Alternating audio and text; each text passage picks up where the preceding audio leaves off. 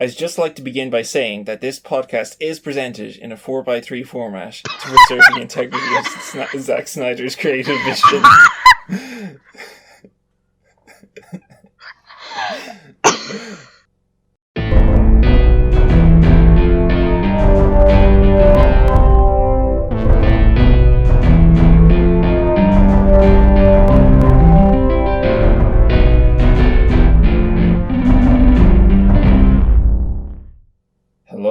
Hello. And welcome to America's Widows.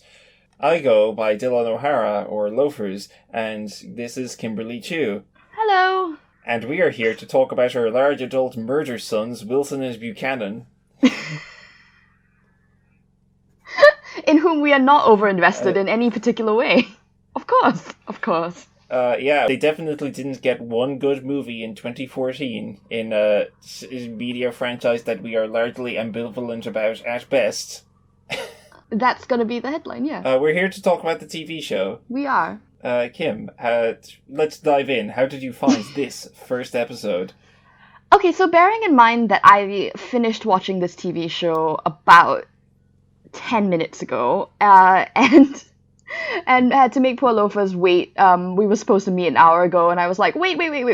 My putlock not working. That's totally Hang on. Slow down. So I'm coming very raw We off don't need this. Footlocker. We're good. We're good. My Disney Plus isn't working. You're coming in very raw. Yeah. Yeah, I'm coming in very raw. I loved it. I wanted to hate it. I really did. I was like, I'm so invested in these two characters. I'm so invested in their journey. Nothing could possibly top all the fanfic I've read, which is true. And I sat down and I was like, oh my god, it's 8 minutes of fight scene. I hate this show. And then the rest of it happened, and I was like, oh no. Yeah. Oh no, I like it. F you. I like it too much. Oh no. That's not trendy of you. I know, I'm gonna have to be so unfashionable and uncool and be like, I like this show about two of my comfort characters with whom I have been obsessed for the past 7 years. Shocking. Shocking. My take is that this is good. It sure is like 8 minutes or something of fight scene at the start, and it is the sort of fight scene that, while, I didn't hate it, it is exactly the genre of thing that I hate from the MCU, which is that it's all extremely fake-looking shit, as Sam has always gotten with his bird costume, and also, it's very militaristic. It is not as bad as I heard. I heard that this episode ended with, border stuff, but, Sam doesn't look off the border and say, "Oh, darn those borders! I wish I could invade whatever airspace I want." He figures out a creative solution, and he works with it. So it's not as bad as I expected, but this does seem to be moving in a dumb direction, and maybe it's going to faint, and maybe it's not. We cannot, of course, form a complete judgment of the show from a first episode, but as stands, the bad guys are called the Flag Smashers. They are internet radicals who want to destroy borders, and it's not clear what their deal is, although we do know Zemo is involved, but we haven't met him yet. How do you feel about the militarism? Yeah, that is a good segue into talking about militaristic stuff. I had a very different opinion of the military stuff at the time I was watching it versus at the end of the episode, because I feel like the end of episode situation, the whole deal with Sam and his sister, and then the new Captain America reveal radically recontextualizes everything else in the episode. Yeah. Can you go into that? Yeah, no. So I was gonna say, obviously all the stuff with Sam in the Air Force is very valorizing of the military. You get an 8-minute fight sequence where he's basically just watch this cool guy with a bunch of guns and military prototypes, shoot people out of the sky and blow them up with their own missiles, because that's fantastic. And then that paired off with, people thanking Sam for basically invading their country, and then the whole situation with the flags, the flag smashers, and I'm like, okay, this is going really poorly. But wow, yeah. This is going really badly. And then the military just disappears for the next 30 minutes, which is nice. It's literally better than the majority of WandaVision. Yeah, it's true. Which did not star a military man. No. But the end of the episode, so from the sequence where Sam's talking to his sister on their way to, like, get a bank loan. On the off chance that someone is listening to this instead of watching the episode. Oh, right, what happens at the end of the episode? Would you like to tell them what happens at the end of the episode? See, Sam has turned down the Captain America shield and the title of Captain America because he feels like he's not up to the job, that he feels like he can't fill Steve's shoes. And then the US government just gets a white guy to do it instead. And the problem there is kind of obvious. They don't spell it out, but you can kind of see Sam's face. And there's a whole, like, lead up to that, both with, like, the press conference where the president, who's just this generic-looking white guy, drops some, like, not Make America Great Again, but, like, I can't believe it's not Make America Great Again kind of slogans. Yeah, it's like, oh, we need heroes. Again. Oh man, what was it exactly that he said? But like it was coded in that way. A hero kind of for America as well, and we need something that can inspire us again, I think was the phrase. Yes. I remember it ended with the word again, which I feel like is very loaded in this political context. Yeah. For sure. Yeah. I think it's very in on that. And it does it with, I think, a deft hand. The thing that really got to me was the bit right before that, where Sam and his sister, so Sam's got a sister now, and they are running to some financial troubles because their family business, which is a fishing business, which you could get into more, which is interesting. Mm-hmm. There's a lot of witches in there, has sort of gone under, so they're trying to get a bank loan, and the guy at the bank is really excited to meet Sam because he's all like, oh my god, you're an Avenger, this is so exciting, and then still denies them the loan. And Sam's sister says, you know, you and then asks for a selfie with the arms out. Yeah, exactly. Yeah, no, right. And then Sam's sister has her whole bit where she's like, you don't tell me how to run this family. You went off and joined the army because you wanted to be a hero and you did some good stuff, whatever. But my life, like, I took care of this family and you just went off and disappeared. And it sort of reframes all the stuff we had earlier about Sam being this military hero and, like, the excitement of all these fight scenes and the machismo of it all, as a failing of his character. Like, he left his family, and his celebrity status will not save his family. And what is more, his one, like, good, humble act in giving up the shield has led to the US government just playing him because they cannot be trusted. Yeah, jeez. It's hard to say. It's hard to say exactly what's going on, and what we know that it's not going to turn out to be 100% okay. But it certainly seems like it's got a much better head on its shoulders than Civil the War. Would you like to do some compare and contrast? Because I know you have a lot of opinions about Civil the War, as we will now call it going forward. Civil the War. See. In the lead up to this, I kind of popped back and watched the 3 Captain America movies at great length and talked about it on Twitter.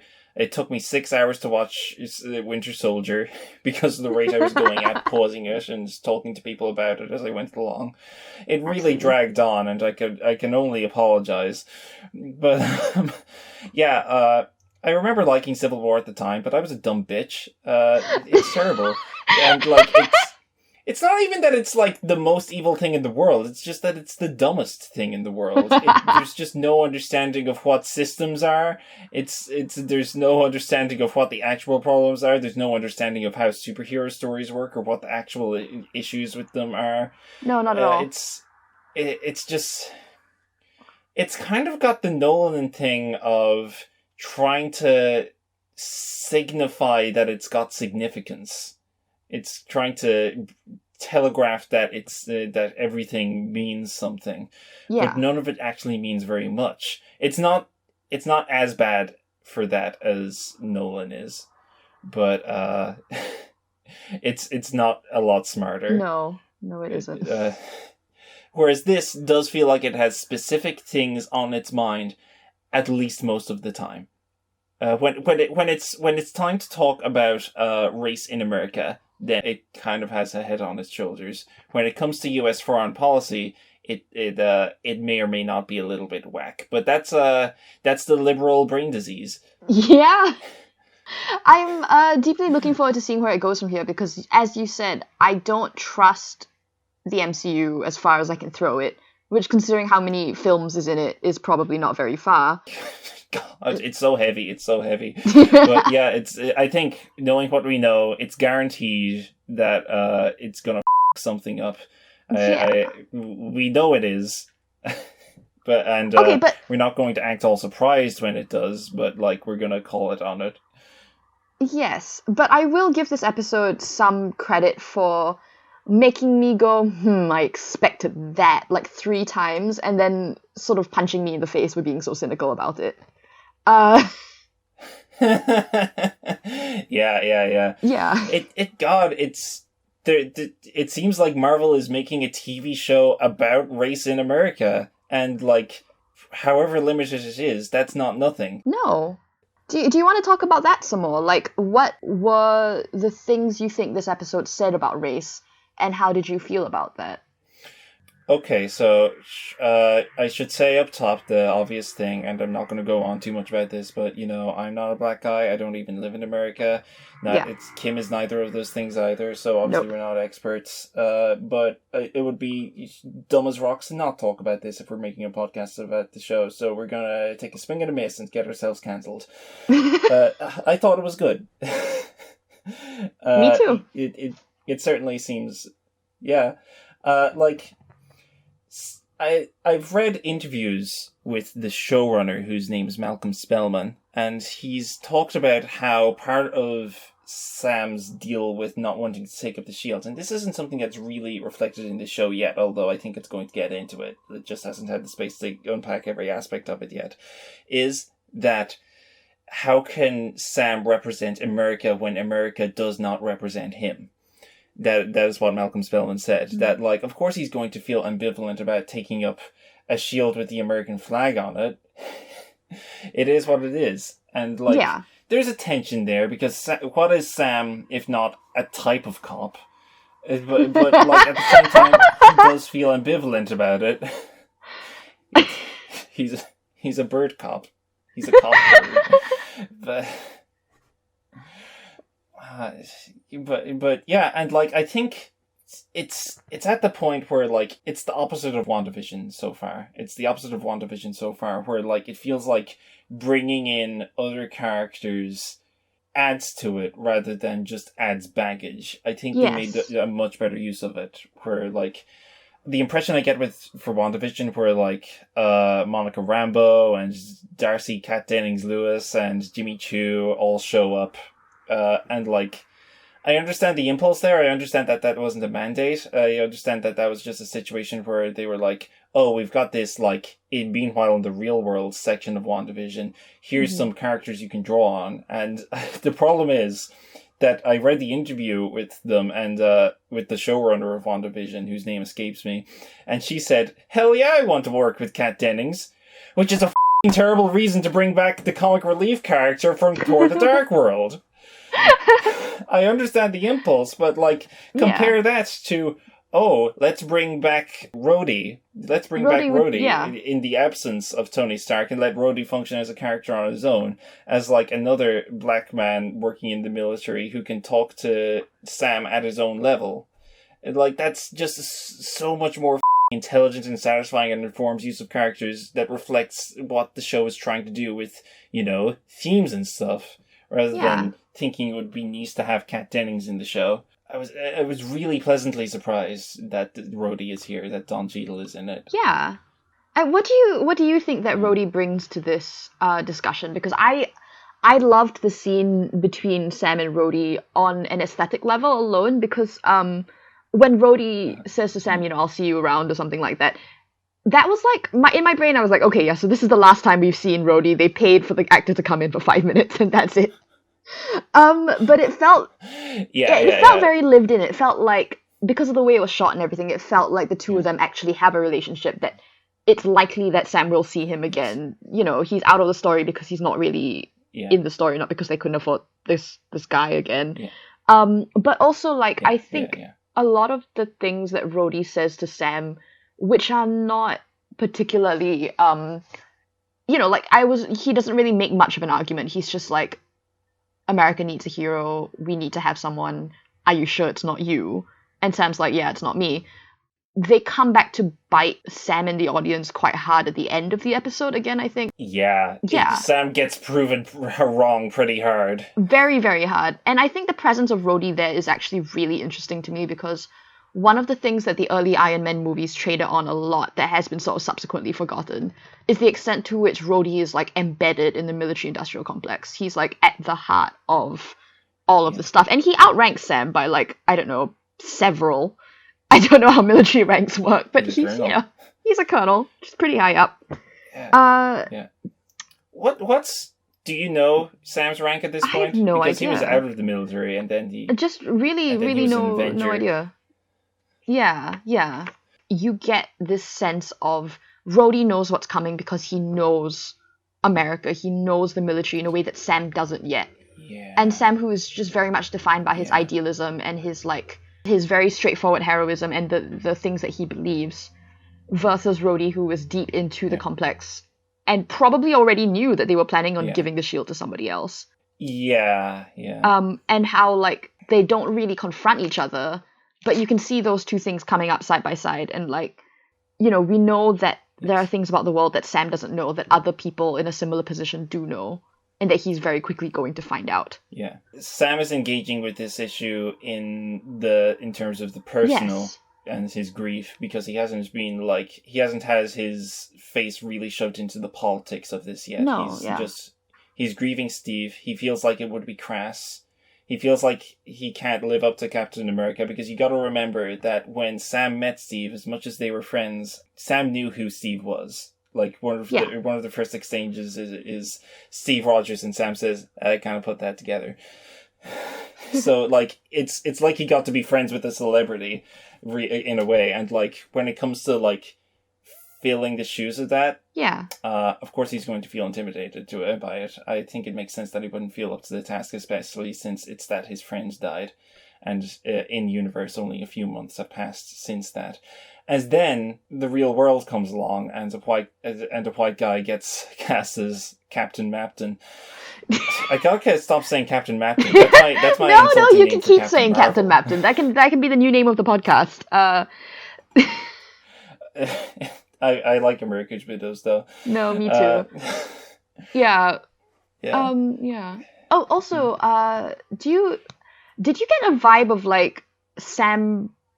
Okay, so I decided to do all my notes on this Post-it for some unknown reason, and they're just everywhere.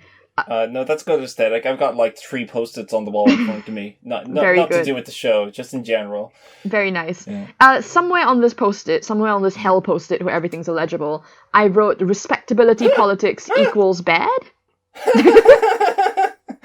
Is that to do with the show, or just a general observation? No, with the show. Because, okay, so you know how I said this show, like, made me go, oh, for sake, like, 3 times, and then was like, haha, we got you. You thought we were going to do something bad, but instead we did something good.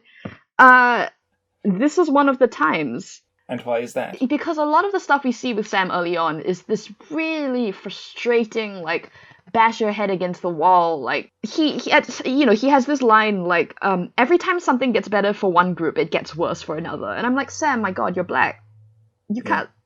What do you mean every time something gets better for one group, it gets worse for another? It's like, yes, but worse than what, And it's things like that, or him being like, oh, I, a black man, cannot possibly live up to Steve Rogers and his legacy. And all the way to the end where he's just so convinced that he is going to be able to get the banks to listen, even though his sister is like, you are an idiot. They will not listen to us. They do not care about people like us. And he's like, no. We're going to do the right thing. And it turns out he's wrong. Yeah. He's wrong on every conceivable level. And everyone around him, from Rhodey to his sister, knows that he is going to be wrong.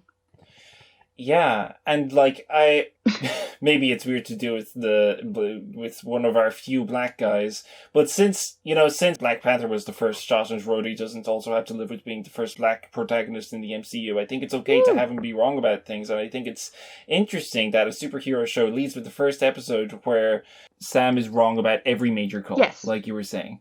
I understand why he's wrong, but he is wrong, and I think that's really important in a TV show about a black Captain America, because Captain America, for all that we love him, I assume, since you're listening to this podcast, does stand for a lot of, like, for one thing, you have to be invested in the concept of America to be Captain America. Mm-hmm.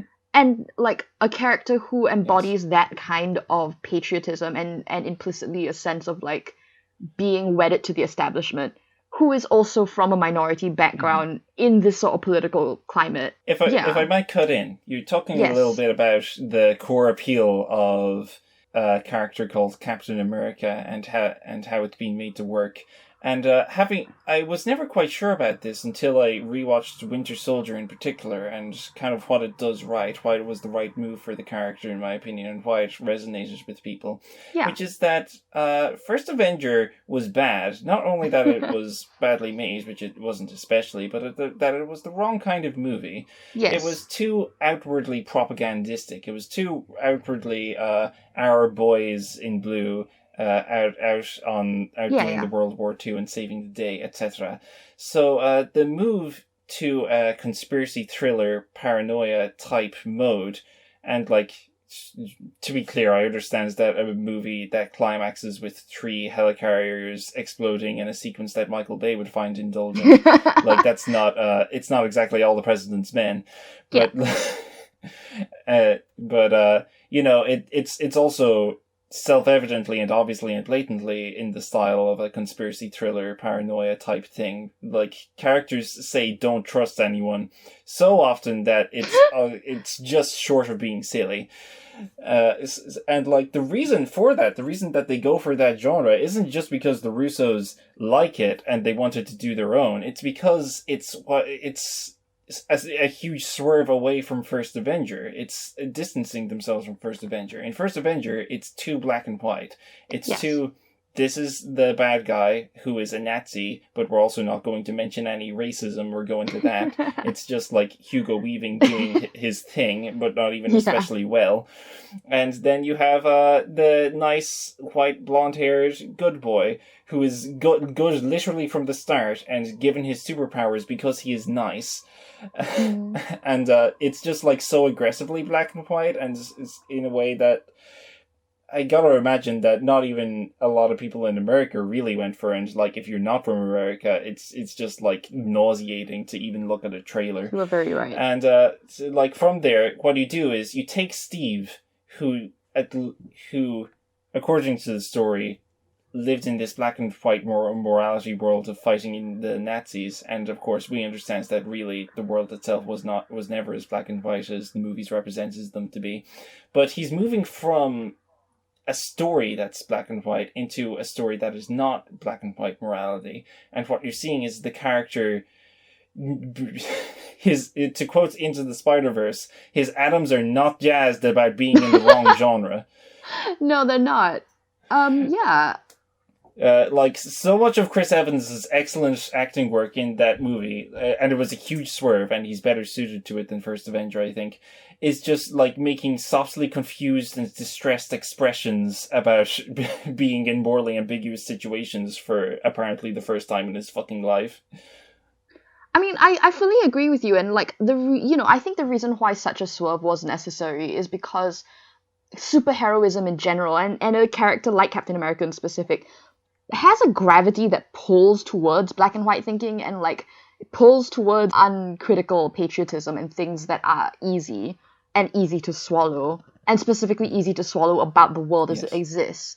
And actually, that's why I'm saying, like, a story about a black Captain America does have to grapple with the specter of a respectability politics black Captain America, where the point is like that he's black and that he's Captain America, and doesn't have to feel the need to engage in politics. Yeah, this could have been tokenistic, and it seems like it's not. The gravity of the concept pulls towards more female prison jailers, and I think yeah. See, oh my god, I hated when Captain Marvel came out. More female cops, more black cops. Yes. Yeah, like the movie, whatever, fine. Like, it's not any worse than any other typical Marvel movie. I respect it. The conversation around it was genuinely distressing. Like, I know I complain about the WandaVision discourse, but whatever. That's funny. That honestly gave me energy. Every time I saw a f***ing tweet about Captain Marvel, I just... It's true, it was a lot. It drained my energy. No, absolutely. It was so much. You know, I don't want to overpraise a TV show of which we've only seen one episode for its racial politics, which could very easily swerve towards the end. But in this episode, I like how it takes what is so obviously something simple and makes it something that is a lot more difficult than I ever expected to come from the MCU. And the fact that the twist at the end is seen as a betrayal not just of Sam specifically, because it is a huge betrayal of him to get him to give over the legacy of his dead friend who loved him to the US government, thinking that that would be the end of it, and then to just hand it on to some other guy. But it's also like explicitly framed as a race betrayal, as a betrayal of the ideal of a diverse America, the ideal of people, you know, coming up from anywhere and just sort of returning it to an establishment figure like a white dude.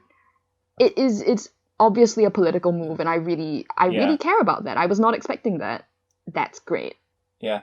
He didn't see it coming, but that's because he's dumb. And I think the show knows that. And yet again, you feel for the guy, because again, it is coming from this place of grieving for his friend.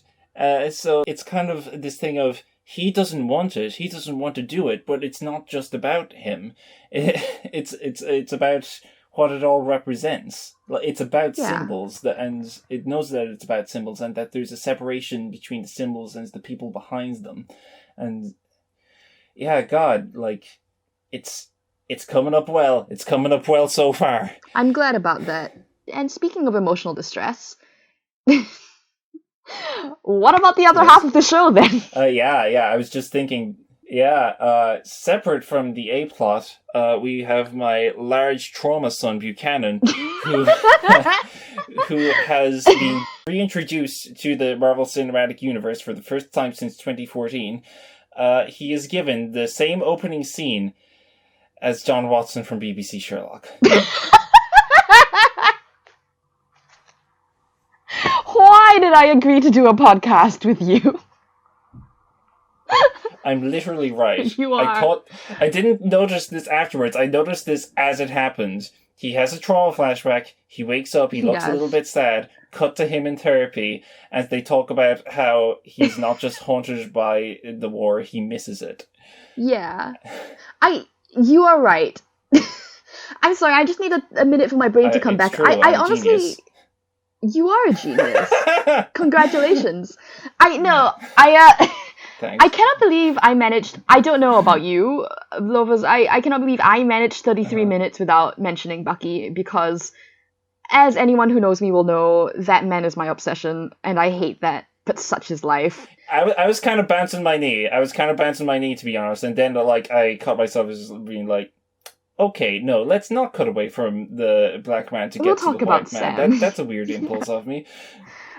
We started with Sam, and we will start with Sam, but Bucky, oh my god, I literally, this is so embarrassing to admit as a person who likes to call herself a media critic, but I was watching all the Sam bits in the beginning, and Bucky doesn't come into the 20-minute mark, and I was just taking notes about Sam, this is this way, and that's the other way, and I feel this about that. And then the moment the freaking Winter Soldier appeared on the screen, my brain shorted out. Nothing. Yep. Nothing. My notes from that scene were, oh, it's my boy in therapy. It's my son, Death himself. It is. But God, I love the Winter Soldier. He looks so cool. He does.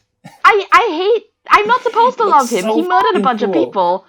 I love him. I love my boy. I adore him. Whoever the costume dude was for Winter Soldier who figured that out. The various people who figured that out. They went the off. The music comes in, you get that screechy theme again. It's a good scene. Yeah, the death kazoo. Yeah. Also, and this is again the second time where I'm like, oh, this is from the trailer actually. I watched the trailer, I was like, ugh. And this is actually, I believe this is the text that started this whole project, because I texted you and I was like, they've made them straight and I don't like it. It's too straight. Yeah, and I was referring specifically to Bucky, who is like, there's so much discourse from 7 years ago about how Bucky's this feminized, brutalized figure, and there's like an inherent queerness to his like need to function in society as not a normative person, etc., etc. And the trailer was all like short hair Bucky shooting people, being snarky, and I'm like, I can't deal with this. That's so not the show. Yeah, it's not. And I was really, really excited by that. And I think starting us off with the Winter Soldier is key to this, because the way they show Bucky now is so different from not just the person that we remember from the other films, who, in fairness, has not had actual screen time since 2014. But is also like so divorced from the fandom imagination of what Bucky Barnes is like. And I feel like even if the people who made the show are not in fandom, they at least have some awareness of the things that we expect and desire from them, which is, I think, why they give us the way that Bucky was in sort of, like, you know, everyone in Captain America fandom knows that for the majority of the works that are made now and are read now, if the MCU canon stopped at Winter Soldier. Like, that was it. That was the end of the line. Haha. And we don't acknowledge the rest of it. Oh, fucking good one. Thank you. We just spin off from there, and Bucky is that guy forever, and then after that the fans create the rest of it. And to me it felt like when we started with a flashback to the Winter Soldier, it was sort of a reset. They were like, okay, we are starting from the same premises as the rest of you. We have this guy, and we all know who he is. So now will you please stop freaking out for long enough to let us show you what we have done with him? Please just let us have this boy for 20 minutes. Well, see, the image of Bucky Barnes as the Winter Soldier going around shooting people up, it's the most iconic image. It's the one that exists in the cultural imagination, whether you're in the fandom or not. So it's a good place to ground him. It's a good place to, like, this is who this guy was from the other movies. Now he's here. And like, that's just savvy, I think. It's a way to get the fandom on board and turn over some goodwill. It's also a good way to remind your mom what's going on. Oh, I think my parents would actually enjoy this series. They did not understand WandaVision, but I think they would get on board with this. I'm not going to go off about that aspect of WandaVision. Let's not. I'm going to stay focused. Yeah, Bucky's a trauma boy. Bucky Barnes is getting fucking character focus. It's like I know I keep calling him my son, but it's like my missing child has been found. Like, not his body. He's been found alive many years after I assumed that he was dead and gone forever. Like, I had finished grieving. Yes, basically. I had processed this. I had moved on with my life. I had become the sort of person who watches Nomadland and Judas and the Black Messiah. But he's back. Guess who's back? Back again. I'm not going to pivot from son metaphor to a bad daddy boyfriend metaphor. There's not enough space between those two for me to get away with that. God. Anyway, okay, no, but alright, so we're talking about Bucky and his trauma. What do you think of how we are dealing with him dealing with things? How do you feel about who Bucky is? Him dealing with things. Yeah, how do you feel about who Bucky is now? He's John Watson, as I said. No, you can't do that! The fucking 4 sad piano notes are gonna kick in anytime now. But he feels bad about everything he's done, but he's also not really able to kick the habit or the mindset. Apparently, a little bit of the footprint of that is left behind. He's not about to go full sicko mode, and it's ambiguous, but it does seem as if he's not about to go full Winter Soldier again. It seems like he's past that. Yeah. Although, like, the government is, of course, keeping an eye on him, as is honestly reasonable, all things considered. And, like, the thing with that old dude's son, like, that just really works. It really does. There's never a point there's never a point where, like, they turn around and say, "Oh, I killed this dude's son." There's never a point that feels like a reveal, other than, like, you see the look on Bucky's face, you see the way it's being framed, you get what's happened. And when, like, it shows the photo frame, like, that, if you haven't pieced it together, that is the point where you would piece it together, just from seeing the face. But if you piece it together already, as I think the show expects you to, like, it just feels like a character beat. I think that's pretty elegantly done. I don't know if that was the exact intentionality of it, but I think it comes out really well. Yeah. And it's to me just a really beautiful bit of character work. I felt more strongly about the toll that such trauma must be taking on this character than I have in all of canon, including the entire 2.5-hour long movie where Bucky gets repeatedly punched in the face for killing a person's parent. Yep. Yep. Yeah. Pretty wild. Yeah. And it sucks because, like, at the risk of talking about guilt as a human emotion in general rather than Bucky Barnes in particular, this isn't something that there's a very straightforward solution to, is there? No. Like, he's going to feel bad about this for the rest of however long his lifespan is. Yeah. Up until the point that he doesn't, which may be never. Yeah. So how do you make amends? Well, you can't. I mean, that's the answer is that you can't. You can't. And you just have to live with that. And I think that's really hammered in very hard just in that one scene where Bucky goes to this guy's house and he realizes that the grief that he has caused him will never go away. And, you know, at that moment, I was kind of expecting Bucky to be like, "I killed your son," because that's the sort of thing that you do when you're confronted. That's what he went there to do. That's what he went there to do. There's no question about it. But he can't, because what good would that do? What would be the value of that, other than to destroy a relationship? I think also he was sparing himself, to be fair. I mean, it's a lot. It was a lot to deal with. Yeah. I like it a lot.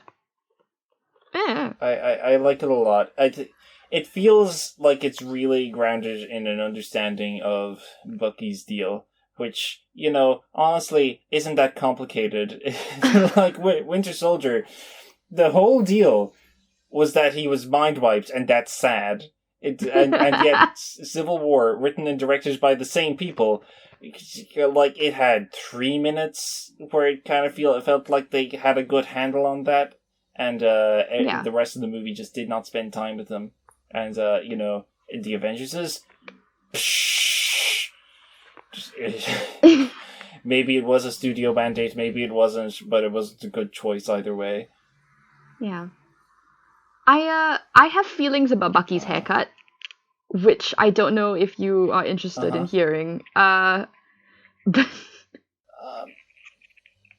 well, look, he's back to civilian life. I think it makes a certain amount of sense. Like, think of how he presented himself in First Avenger.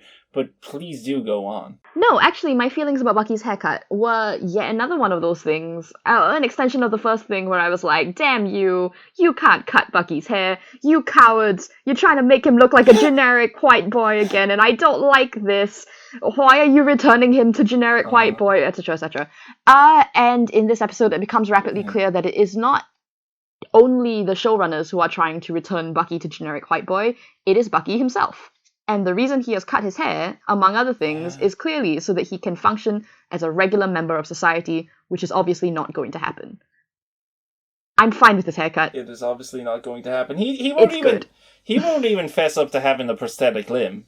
He won't. Yeah, you're right. Like That's yeah. shit.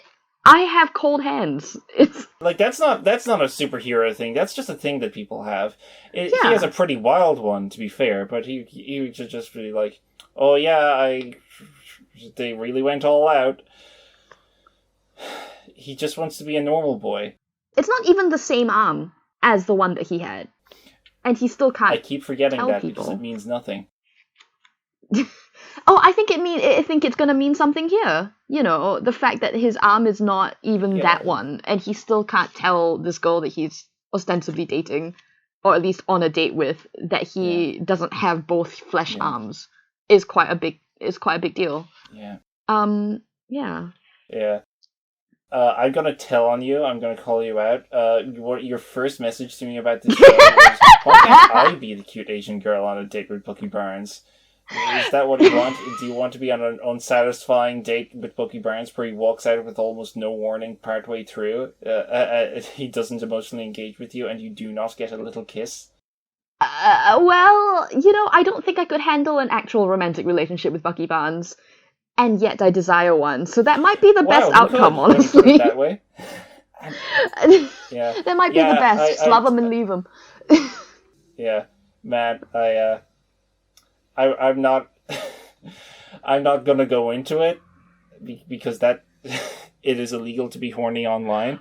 But Oh, I am more on my bullshit than ever before, and and let's leave it at that. I mean, the response that you had to the cover art of this podcast was quite telling. Uh, what was that? It was, oh no, Bucky hot. Oh yeah, yeah. Yeah, no, He sure is.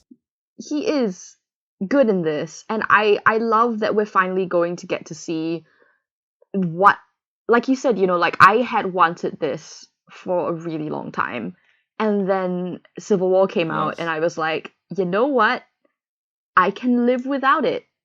Uh, and when this show was announced, I was like, I don't really want this to happen. I don't want this. I have fallen so far into the Captain America fandom hole that I wrote my dissertation on Captain America fanfiction. I don't need to see what the freaking MCU has to say about Bucky Barnes. And now I'm like, oh, well, hello. I did want this. Yeah. If I might jump in on that point, it's like they did not do justice by Bucky Barnes. They did not figure out an interesting and compelling way to follow up on what Winter Soldier did when it had the same directors and the same writers writing him 3 times consecutively. So when they changed the directors and changed writers, I was like, oh, they're just gonna like make him a snarky white boy. I say this as if I am whatever. But yeah, you know, I did not have high hopes for it, but like I kind of knew that I was going to watch it, and like if it was bad, it would sustain me forever. And yet here I am with a podcast apparently raving about how good this show is, at least for now. Oh no.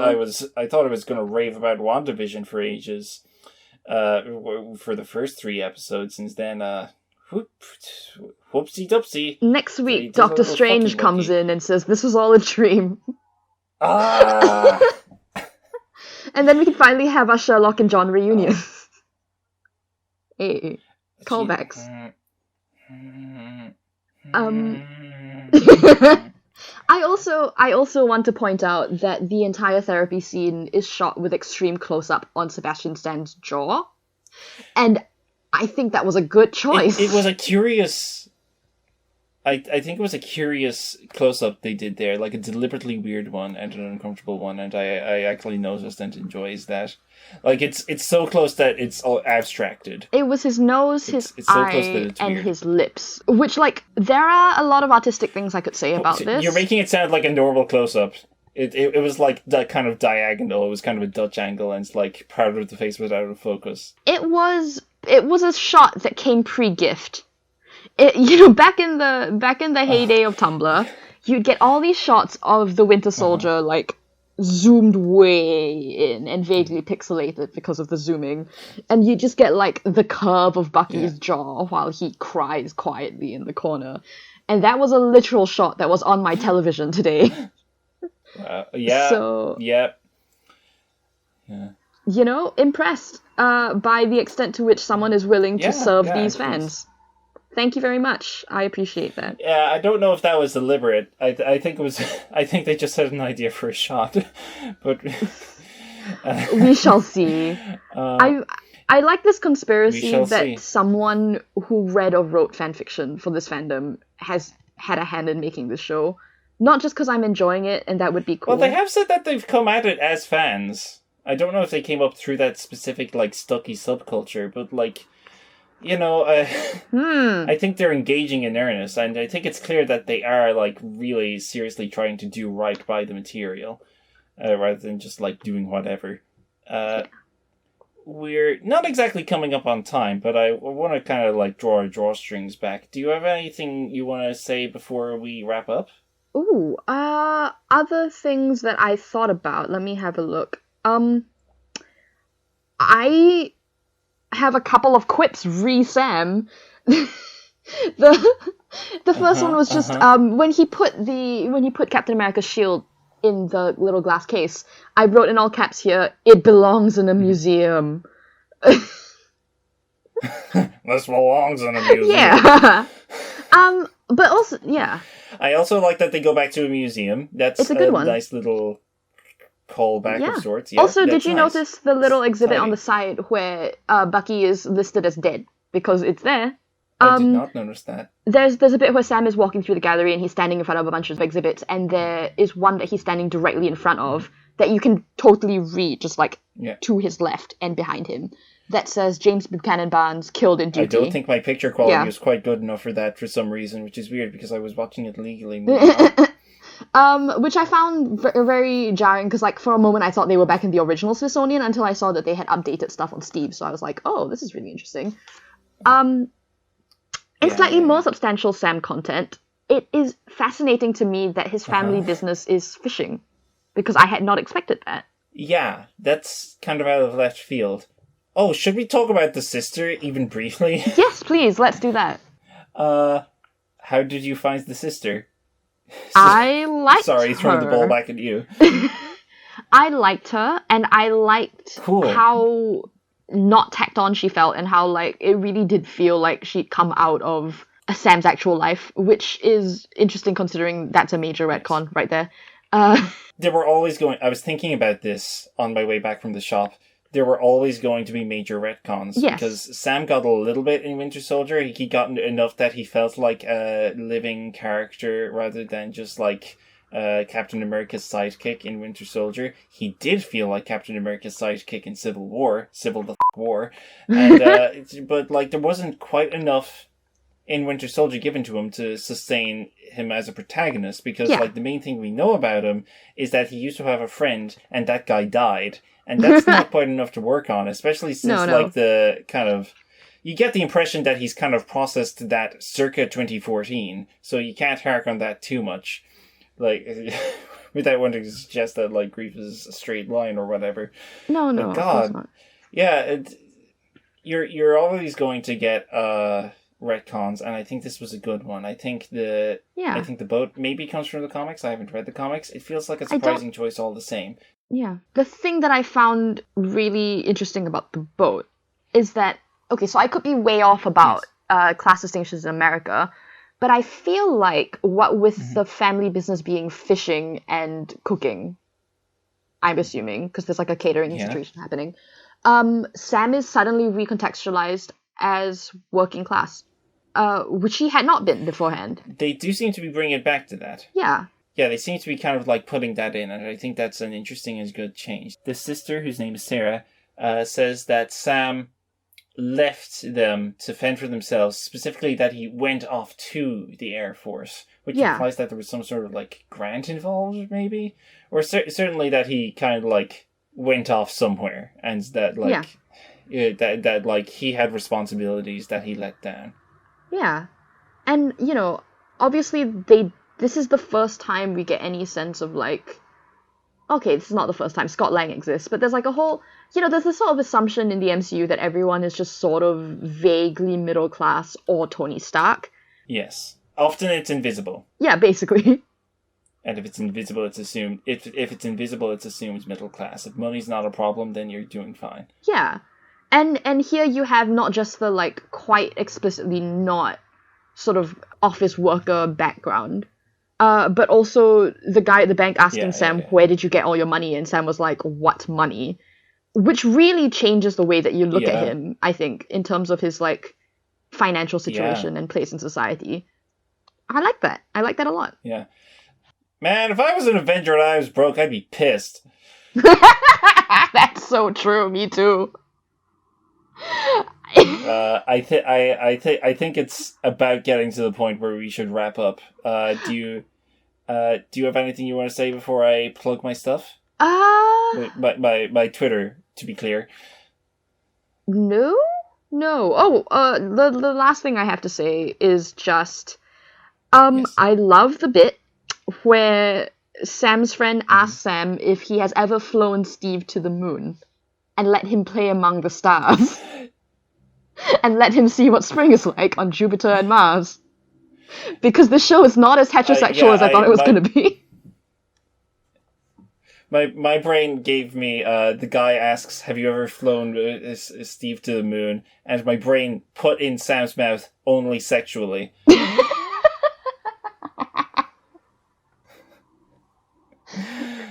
Well, there you have it, everyone.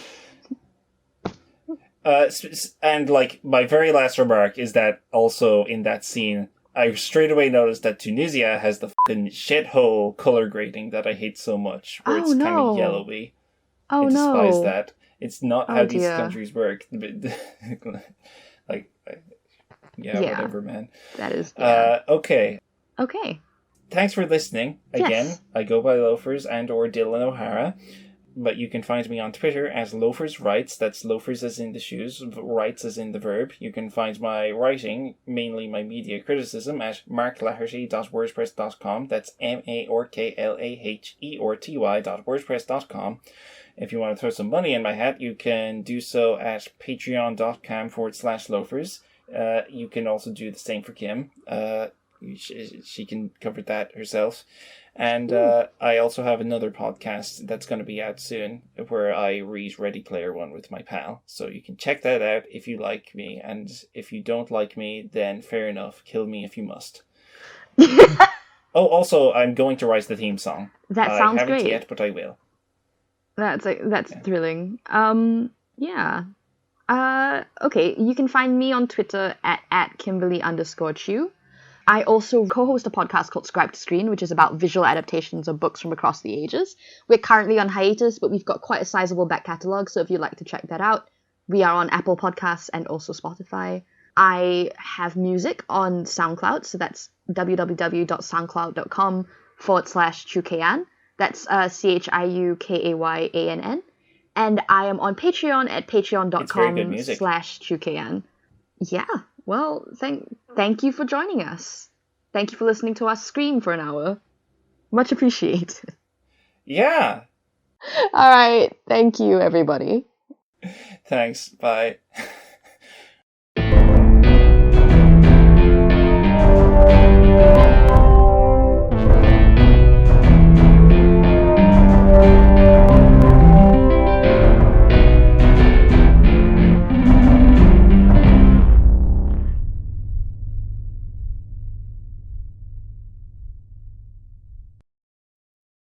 Oh, I wish I had a joke to end on. I want to suck Buggy's dick! There, that's a joke. That's not going in! No! Okay.